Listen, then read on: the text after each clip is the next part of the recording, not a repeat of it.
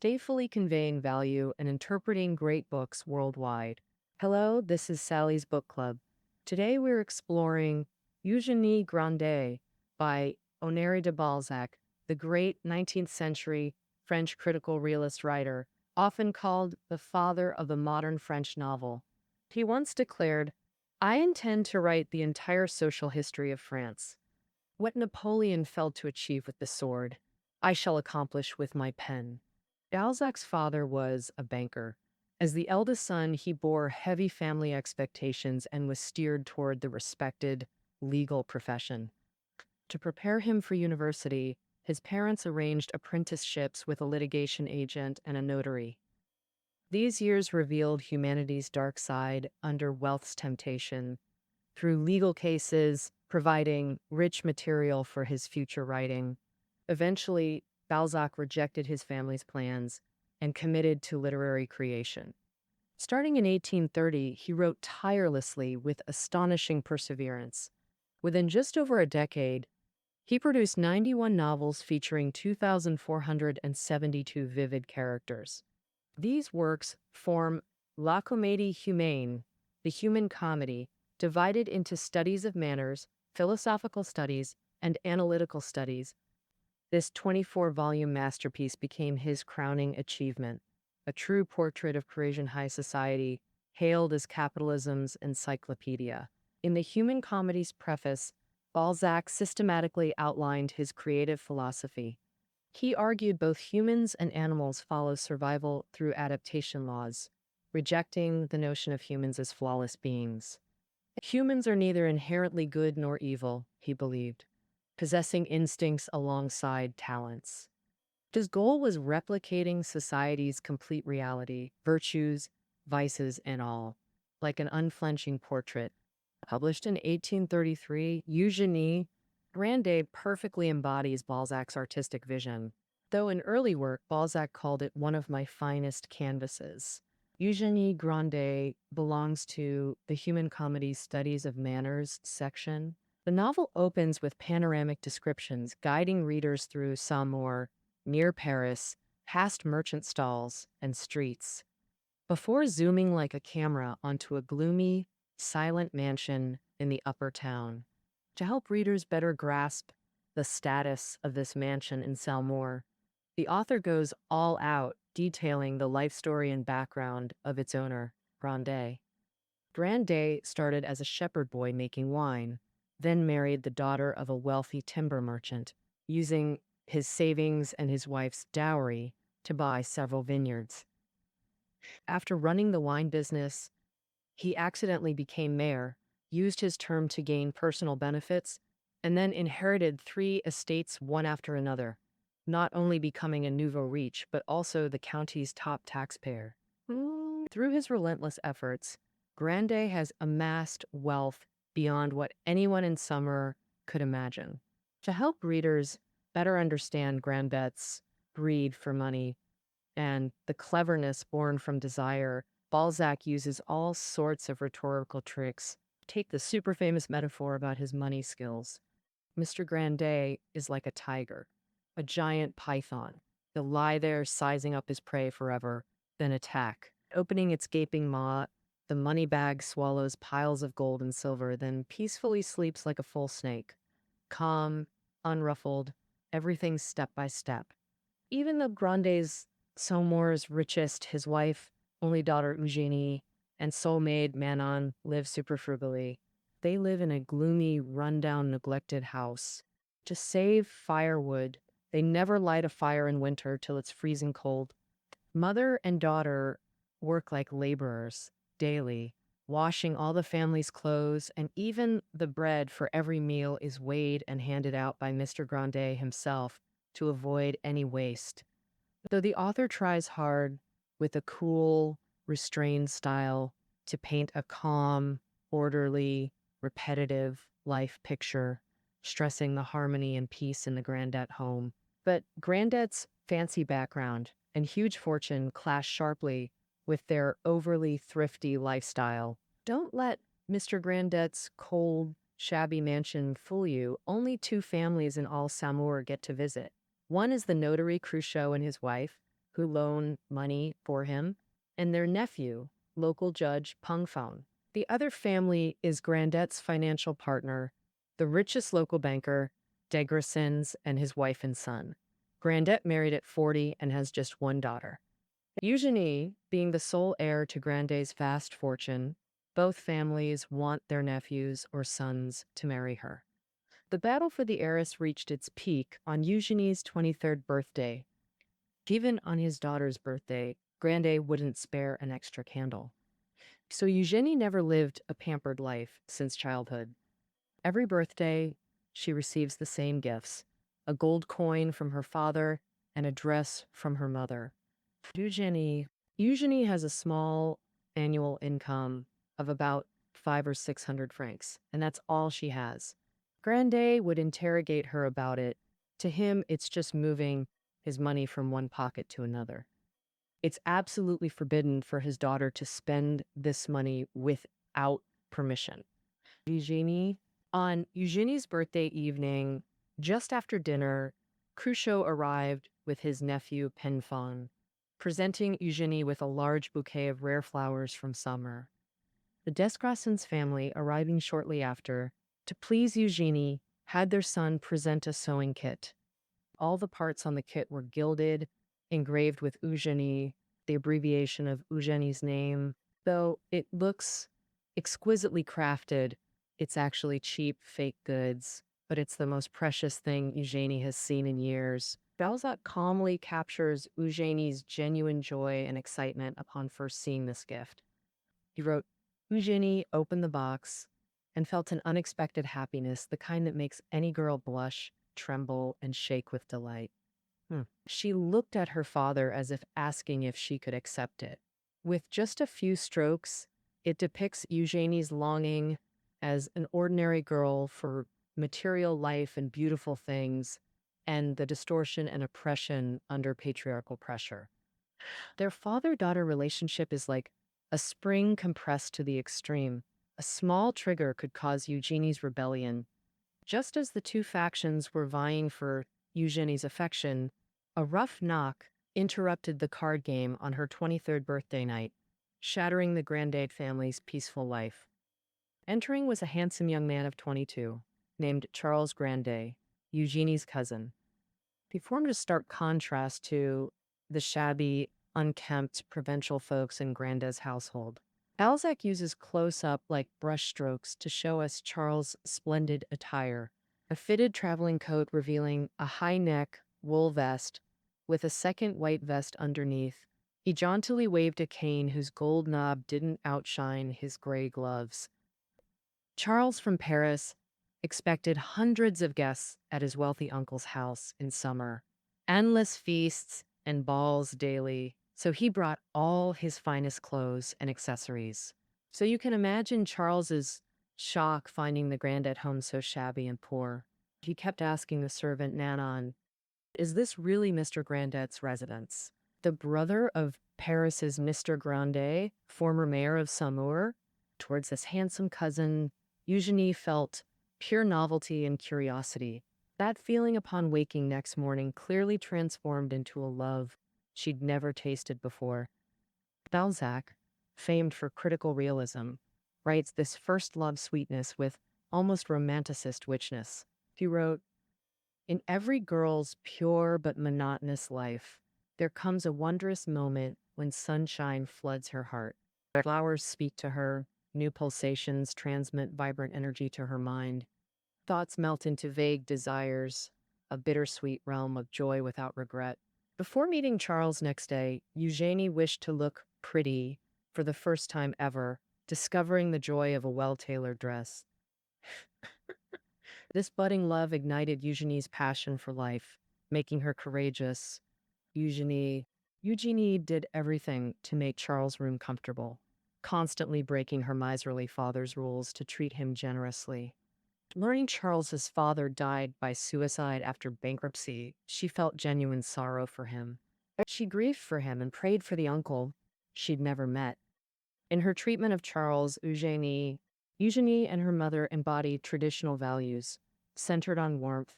They yearned for loving human connections, believing family should support each other.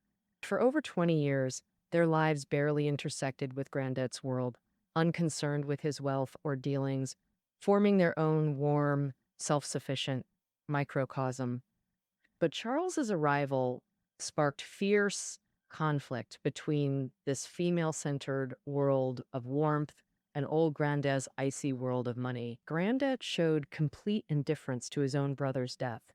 When Charles shared news of his father's death, Grandet felt no sadness, but showed some pity upon learning Charles was penniless. To Grandet, your father died meant little. Fathers always die before children, but you have no fortune left contained all the world's suffering. That phrase encompassed every hardship imaginable. As Charles wept over his father, Grandet uttered that iconic literary line, "This boy's worthless, caring more for the dead than money." Grandet planned to send his nephew to India for trade with minimal expense. This way, he'd settle debts while keeping his nephew from coveting his wealth. In contrast, for her beloved cousin's future, Eugénie persuaded her father to provide 100 francs for travel and gifted Charles all her saved gold coins from 20-plus years. Eugénie's devotion deeply moved the inexperienced Charles. To express his feelings, Charles gave Eugénie a gold inlaid box, his late mother's keepsake, as a love token, sighing, "Pure angel, money means nothing between us, right? Only feelings hold value. They must reign supreme from now on." So Charles left with hope and love, seeking greater fortune afar, but usually stayed behind, enduring both heartache and household torment. Charles could never imagine Grandet's fury upon discovering his daughter gave away her savings. He cursed his own daughter. "You damn shrew, you viper." But spawning Charles's gift to Eugénie, he instantly switched to fawning flattery. "All this gold weighs pounds. Charles traded this for your coins? Beautiful golden son, wasn't that a profitable deal? Sweetheart, you truly are my daughter, I see." Then Grandet pounced like a tiger, grabbing a knife to pry gold from the box, while Eugénie fought to protect her sacred token. Eugénie. In desperation, Eugénie held a knife to her chest to threaten suicide against her father. At this moment, the golden box revealed different meanings to father and daughter. To Eugénie, the box represented affection, trust, and the meaning of life. But in old Grandet's eyes, it was merely money, a profitable deal. After the fierce clash, although Eugénie kept the love token, she paid a heavy price. Her mother died from shock, and Ginny lost the only warm companionship in this world. But the grief of losing his wife had no effect on old Grandet. At this point, what he cared most about was forcing his daughter to renounce her inheritance rights to her mother's property as soon as possible. Grief-stricken and hopeless, Eugénie was already disheartened and submitted to her father's will. But even the notary Cruchot, who usually colluded with Grandet, couldn't stand it and kindly warned Miss Eugénie, "By my duty, I must tell you, this way you will be left with nothing." However, Eugénie, who valued emotions above all, displayed noble dignity under the pressure and coercion of the money-driven world. She replied lightly, "What does it matter?" Old Grandet acquired all the property under his wife's name, but no amount of wealth could delay his aging. So old Grandet soon passed away too. After the notary's accounting, Eugénie inherited property worth about 17 million francs, but money couldn't comfort her lonely heart. At this time, what she missed most was where her cousin was. Just as the residents of Selmer speculated about which suitor the immensely wealthy heiress would choose, Eugénie began to suffer. To her, wealth was neither a privilege nor a comfort. After 7 long years of waiting, what Eugénie received was a very heartless letter. In the letter, Charles told Eugénie that he was about to marry a noble lady of distinguished lineage, calculating with a businessman's shrewdness the benefits this marriage could bring him: summary, title, position, and status. Abandoning the love of youth for these things. What hurt Eugénie most was what saddened Eugénie was that Charles enclosed a bill of exchange with the letter, repaying with interest the 6,000 francs she had given him against her father's will, as if all their past together was nothing but a mutually agreed transaction. Finally, Charles demanded Eugénie return his gold box via mail coach. Eugénie read the icy words aloud. The thing I thought desperately to keep for him, now sent back by mail coach. In fact, Charles not only heartlessly abandoned Eugénie Grandet after her 7-year wait, but refused to settle his father's debts. He solely focused on currying favor with noble ladies, deluding himself that a title would erase his father's name, past, and debts. But Charles returning to Paris was no longer that innocent youth. He'd become a miser as cold-hearted as old Grandet. Learning Charles' true nature, a disillusioned Eugénie married Mr. Pengfong in despair, who'd hovered around her for years, coveting her wealth. She entrusted Pengfang to repay every penny of her uncle's outstanding debts. Ironically, Eugenie's generosity sparked neither guilt in Charles nor renewed gratitude for his cousin's affection. The only thing that moved Charles was regret over missing his chance to possess such vast wealth. Charles secured his dream marriage alliance, while Eugénie spent her life in loneliness and pain. Soon, Eugénie's husband in name died. Despite 800,000 francs yearly, she maintained her father's austere lifestyle. She never lit her bedroom fire except on hall fire days permitted by her father's old rules. Her clothes remained identical to her mother's. With restrained sorrow, Balzac summarizes Eugénie. The sunless, heatless, perpetually gloomy house she lived in became the very symbol of her life. This precisely was Eugenie's life tragedy under money's manipulation. Eugénie, that concludes the story of Eugénie Grandet. So why does this book have enduring charm? It's a classic depicting money's dehumanizing effect to the extreme. Alienation here means humans should master money, but in this novel, money masters humans. Old Grandet's stinginess stemmed from obsessive possessiveness. He'd lock himself in at midnight, caressing gold coins before packing them tightly into barrels. After learning Eugénie gave all her gold coins to Charles, Grandet locked his own daughter up, no fire for warmth, just bread and water to survive. For decades, his obedient wife suffered a severe illness, but Grandet's first thought wasn't how to heal her, but how much calling a doctor would cost. Greed and stinginess are two sides of the same coin. Though he owned endless wealth, he always craved more. To make Eugénie renounce her inheritance to her mother's estate, Grandet groveled shamelessly, even faking constant shivers to trick her sympathy. Until his dying breath, what he cared most about was money. He sat at the door of his treasure-filled secret room, giving his daughter final orders. Look, bring the gold and put it before me, and Eugénie spread the gold coins on the table. She stared at the gold coins for hours on end. Sometimes he'd manage a faint smile and say, "This warms my heart," his face looking like he'd entered paradise. Chinese literary history has similar figures too. In The Scholars, Yan Jiansheng refused to die on his deathbed because 2 wicks were burning in the lamp, and he feared wasting oil. Such seemingly exaggerated plots stem from real life, with writers focusing them onto one character through art. Besides old Grandet, another character warped by money is the heroine Eugénie, yet she's the most innocent victim on money's altar. Except for her mother and Manon, she was never treated as a real, tangible person growing up. In others' eyes, she was constantly objectified, abstracted, and turned into a symbol. As a child, her father treated her like a piggy bank. As an adult, he saw her as a bargaining chip to gain wealth through marriage. In Charles's eyes, she was a provider of comfort and a creditor for 6,000 francs. Into Cruchot and de Gasson, She was the key to unlocking Grandet's treasure-filled secret room.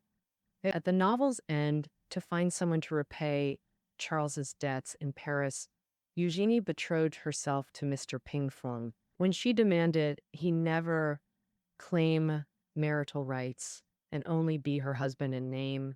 Pingfeng melt and accepted. So this loyal suitor didn't love Eugénie herself, only her fortune. If anyone in the novel hates money most, it's Eugénie. Yet this person, most burdened by wealth, must use money's power to fulfill her life's greatest wish. This deeply ironic twist exposes Eugenie's helpless tragedy under money's oppression. Like, money appears in Balzac's other works, but Eugénie Grandet offers his strongest critique. In The Cabinet of Antiquities, he shows money eroding traditions and dismantling aristocracy. In Old Goriot, he depicts money corrupting youth. Money makes young people abandon ethics and morals. The difference, protagonists in those works see money as a tool for happiness, but Old Grandet mistakes money for happiness itself, never experiencing human joy. To him, nothing exists except for money.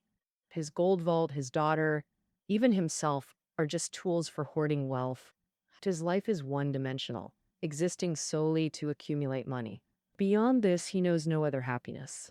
He only fears financial loss, enslaved by money, humanity's creation that now controls humans. By showing money's ultimate soul corruption, this novel became La Comédie Humaine's finest canvas. Why does money warp humanity so extremely? Balzac wrote during capitalism's brutal dawn, when money was feverishly pursued as society's engine. For money worshippers, wealth is the only principle. No beliefs or morals remain. Money shreds all goodness, overriding human worth. With razor insight, Balzac captured this human distortion. The novel's enduring power lies in this timeless truth. Such warping still exists. Eugénie Grandet fully showcases Balzac's mastery of detail. Balzac was a master of plain style, rarely using flowery or difficult vocabulary. He preferred everyday language to narrate stories and describe atmospheres. For example, when Charles first enters his uncle's bedroom, you see its shabbiness through his eyes. He wrote, "That attic bedroom with its yellow clay, floral wallpaper, and tavern-like fireplace gave instant chills. Yellow chairs with oiled straw seats seemed to have extra legs. The commode could hold a cavalryman. A thin rug beneath, a canopy bed with moth-eaten, collapsing mosquito net. Such details reveal character too, like Grandet's greed through meticulous physical descriptions. Round, oily face with pockmarks, straight jaw, lipless mouth, snow-white teeth, predator's cold eyes, snake-like eyes, bulbous nose topped by a veined tumor. People reasonably said that tumor housed all his cunning tricks. Beyond literary merit, these details hold great historical value. Balzac often wove historical context into narratives, down to exact dates and weather conditions. Marx praised Balzac. He deeply understood realism. I learned more about economic details from him than from all contemporary historians and economists combined. Balzac's Eugénie. Grandet concludes here. Keynotes below. See you next time.